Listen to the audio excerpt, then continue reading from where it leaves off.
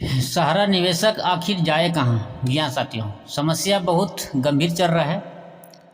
इस चीज़ पे एक्शन हम जो निवेशक हैं इस पे नहीं ले रहे हैं, लेकिन एक्शन जब तक नहीं लेंगे तब तक कोई उपाय भी नहीं है। आपको पता है कि पिछले दिनों अमित शाह जी ने क्या कहा था कि जो वेद जमा करता है उनको ही पैसा मिलेगा, यानी कि जिनको पैसा मिला है 10,000 5,000 रुपये करके, जो लगभग 100 में से 1-2% लोगों को मिला है, वही उनके नज़र में वेद है। तो हम आपको कुछ खास जानकारी इस वीडियो में देने जा रहे हैं, जो क्या करने वाले हैं आगे चल के और क्या हो सकता है। सहारा को लेकर अभी खास कुछ देश में नहीं चल रहा है, लेकिन क्या करने जा रहे हैं जो संगठन के साथी है, इस पे हम डिटेल में बात करने जा रहे हैं। तो वीडियो को अंत तक देखिएगा। जो रीज़न मैं आज बताने जा रहा हूँ इस वीडियो में, शायद ये रीज़न आप पहले कभी नहीं सुने होंगे। आपको पता है सहारा को लेकर हम लोग को गुमराह किया गया, 2012 से ही लगभग गुमराह ही रखा हम लोग को, और अंदर अंदर से ही बहुत कुछ हुआ जो 2015 में सहारा इंडिया को बंद किया गया और उसके बाद गुमराह ही रखा। और आज पहले तो 2021-22 तक हम लोग को सहारा के सुब्रत रॉय, सहारा मैनेजमेंट लोग गुमराह किया निवेशकों को, और पिछले 1 साल से हम लोग को अमित शाह जी यानी गृह मंत्री जो हमारे देश के हैं, उन्होंने गुमराह कर रखा है पिछले 1 साल से। ये सबसे बड़ा सच्चाई है। और दूसरा सच्चाई मैं आपको बता दूं कि सहारा को लेकर अभी कहीं कुछ खास नहीं चल रहा है।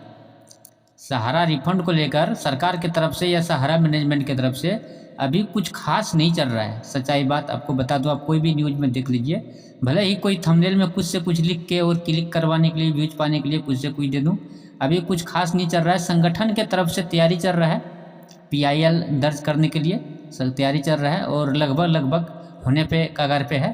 PIL दर्ज कराएगा, और कब होगा नहीं होगा ये चीज़ अभी सुप्रीम कोर्ट तय करेगा कि होगा कि नहीं होगा। लेकिन अपना तरीका से संयुक्त ऑल इंडिया जन आंदोलन संघर्ष मोर्चा का जो राष्ट्रीय अध्यक्ष है अभय देव शुक्ला जी, उन्होंने ये चीज़ पे काम कर रहे हैं और लगभग काम हो ही चुका है उनका, समझिएगी।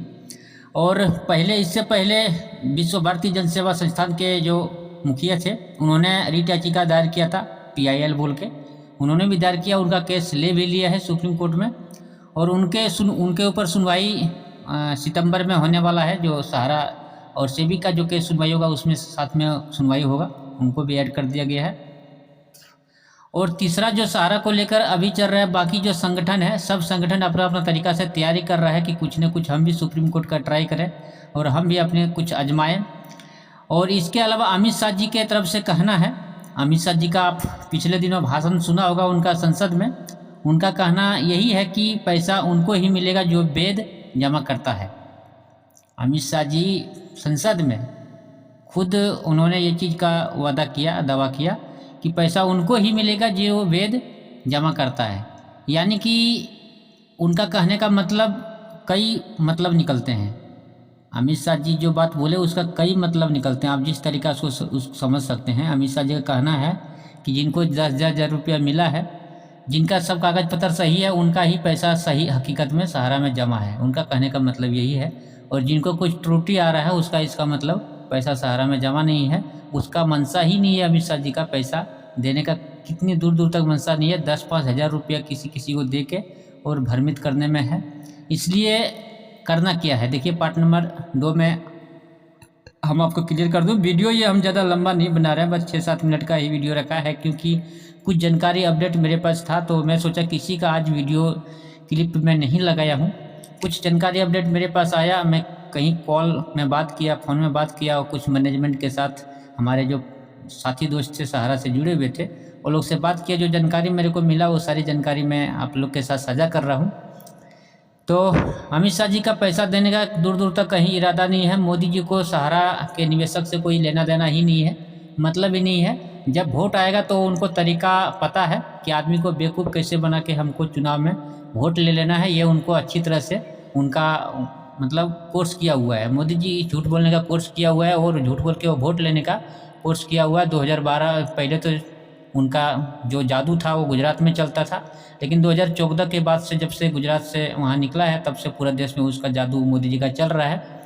और पता नहीं ये जादू कब तक चलता रहेगा, ये हमारे ऊपर निर्भर है, यानी हम लोगों के ऊपर निर्भर है। हम सहारा के जो 80% आबादी है देश का, जो निवेशक हैं गरीब लोग, इनके ऊपर निर्भर है कि उनका जादू कब तक चलेगा, कब तक वो हम लोग के साथ बेवकूफ़ बनाते रहेगा।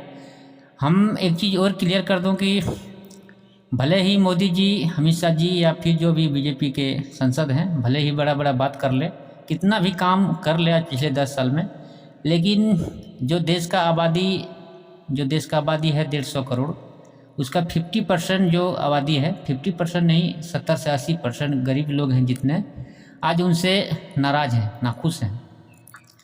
आज नाराज़ हैं, नाखुश हैं, लेकिन उनको बेवकूफ़ बनाने का कला है उनके पास, इसलिए आज फिर से 240 सीट जो लाए हैं बीजेपी लोकसभा चुनाव में, वो बेवकूफ़ बनाने का जादू उनका जहाँ जहाँ चला वो 40 सीट आया, 240 सीट। और अभी भी मोदी जी को पूरी ये जो अकड़ उनका था, उनको जो अकड़ था वो अभी तक भी उनका पूरा ख़त्म नहीं हुआ। जब राज्यों में हम लोग सहारा निवेशक अपना जलवा दिखाएंगे, राज्य का जब चुनाव हुआ किसी राज्य में, देश में, तब जाके उनको थोड़ा बहुत समझ में आएगा। और कुछ तो समझ में आया है, लेकिन वो अंदर ही घुट रहा है, अभी सामने नहीं आया। जब उनको समझ में पूरी अच्छी तरह से आ जाएगा तभी वो सामने आएगा और सहारा निवेशकों के बारे में सोचेगा। आज मोदी जी को चाहिए था कि जो देश का गरीब लोग हैं, निचले स्तर पर हैं, उनके ऊपर ध्यान देना चाहिए, उनके ऊपर विचार करना चाहिए। ऐसा नहीं है कि मोदी जी को पता नहीं है कि समस्या देश में अभी जो चल रहा है, सबसे बड़ा समस्या क्या है, ये उनको अच्छी तरह से पता है। क्योंकि आप देखे होंगे लोकसभा चुनाव के दौरान जब अमित शाह जी जब भाषण दे रहे थे तो लोग वहाँ पे उनको काला झंडा दिखा रहे थे, तो उन्होंने खुद ही बोल दिया कि हम समझ रहे हैं कि आप लोग का सहारा का प्रॉब्लम है। उसको पता है कि लोग क्यों नाखुश है, क्या है प्रॉब्लम, सारा चीज़ उनको पता है, लेकिन इसके बावजूद भी मोदी जी अमित शाह जी इस पर ध्यान नहीं दे रहे हैं, तो ये सबसे दुख की बात है। तो इसके लिए हम लोग गरीब लोग हैं, सहारा निवेशक हैं, गलती हम लोग का है। गलती हकीकत में अगर देखा जाए तो उनका नहीं है।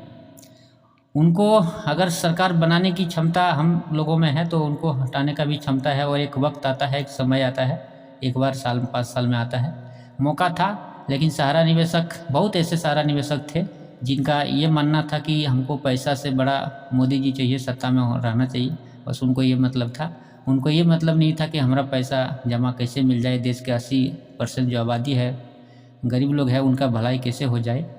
मेरे को जहाँ तक लगता है, मेरा जो अनुमान है उससे लगता है कि अगर राहुल गांधी जी का सरकार रहता तो आज ये सिचुएशन नहीं होता गरीबों का। आपको पता होगा, ये चीज़ मैं बना के नहीं बोल रहा हूँ या फिर कोई अपने मन से नहीं बोल रहा हूँ। राहुल गांधी जब था सहारा या कोई कंपनी में, तो भले छोटे मोटे कंपनी भाग जाते थे, लेकिन बड़े कंपनी भाग नहीं पाते थे। बड़े कंपनी जैसे कि सहारा, किसी को विश्वास ही नहीं था कि ऐसा कभी कर सकता है, लेकिन ये संभव तभी हो पाया जब ये मोदी जी का सरकार या बीजेपी की सरकार है देश में, तभी ये संभव हो पाया कि इतना बड़ा कंपनी भी ऐसा कर सकता है। जो आदमी कभी सोचा नहीं था कि ऐसा हो सकता है, ये मोदी जी का सरकार में ही संभव है कि ऐसा हुआ है। तो इस वीडियो में इतना ही। धन्यवाद। Thank you.